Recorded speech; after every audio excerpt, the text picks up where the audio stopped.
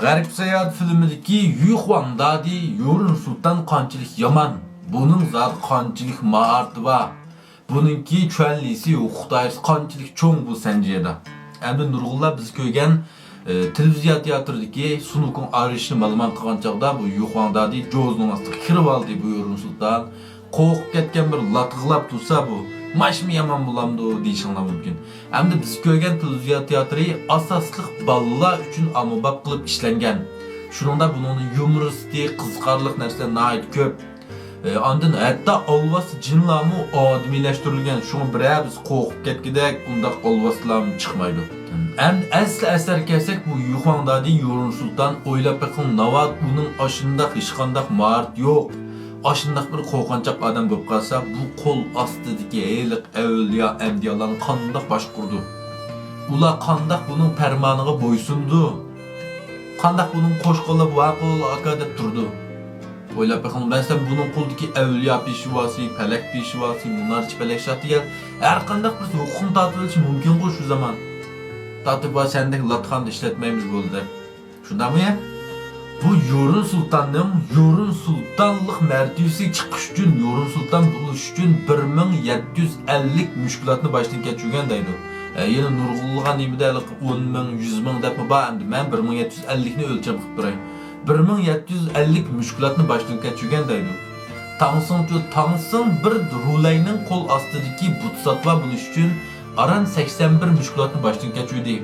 Tek bunun qo'llasi birisi yaman kamal ketgan 3 cho'ng shogirdi va mindiqanaq eti va butkul avliyal buni qo'llayotdi.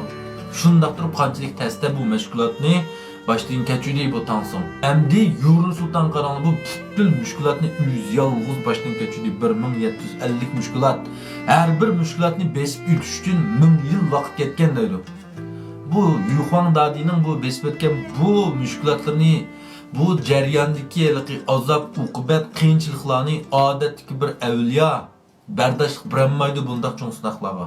Uning o'rgangan bilimlarini, uning o'rgangan narsalarini, karomatlarini odatdagi avliyolar o'rganolmaydi. Uningga bu Tansin bu mushkulati degan bir o'yin o'ynaganning o'rnidagi ish bu. Shunga azaldan bu qattiq ochiqlanib, boshqalarga bevosita tutishib boqmagan bu Yuxuan Dadi Yorun Sultanni qat'iy bo'shliqlashga bo'lmaydi. Undaqda bayanqı gap kelsak nurg'unlar va shu Sunukun arishni ma'lumot qanchalik shunda qilgan bu rulayni yordamga chaqirdi u Amitabhni yuz yug'ishdi zulmandi. Bu yerda bu Sunukunning o'yinini ko'ryapti. Shunda qarab shundan Sunukun sen bul ekansa kim bilash qoqaq desa mana qurilib ketib kelsan bo'lmoqdak. Bu noja alay balaylasin raqibing emasga bildik endi Amitabhni tutish baqasin. Sizning darajan qanchalik zat qanchalik yak bara olaysan deyapti. Endi bu yerda bu yüz qo'lsasi Sunukunni o'ldirib qo'ydi bu. Bu ishlarni bilinmaydi. Buning uchun bu rulayning qul orqali bir taraf qo'ydi bu ishni.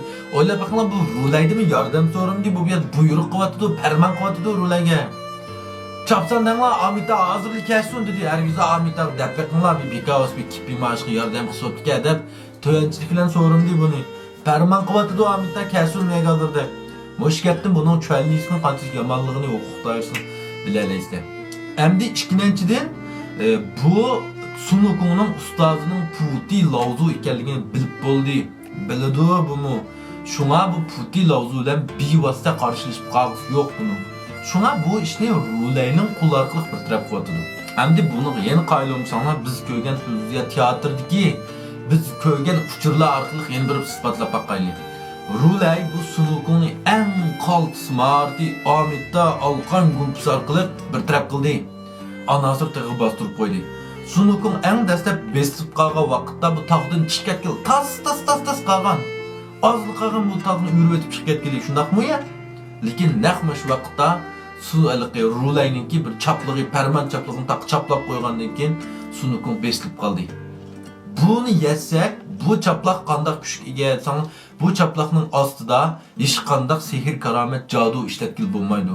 Bu mushundaq bir farmon, bu mushundaq qiliqli bir cheklash yorlig'i bu.